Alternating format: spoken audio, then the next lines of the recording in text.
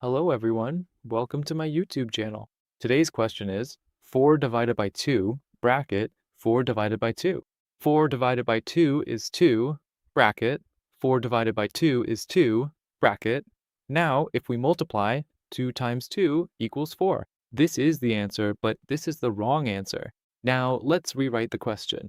4 divided by 2, bracket, 4 divided by 2, according to the BODMAS rule, we'll solve the bracket first. So inside the bracket, 4 divided by 2 becomes 2. Now let's continue solving. 4 divided by 2, bracket 2. We'll solve the bracket, so we'll multiply. 4 divided by 2 times 2. Now according to the BODMS rule, we'll check from left to right. Whichever operation comes first gets the first priority, and the one that comes second gets the second priority. So we'll solve the division first and multiplication second. Now, 4 divided by 2 equals 2. 2 goes into 4 2 times. So as you can see, 2 times 2 equals 4. This is the right answer.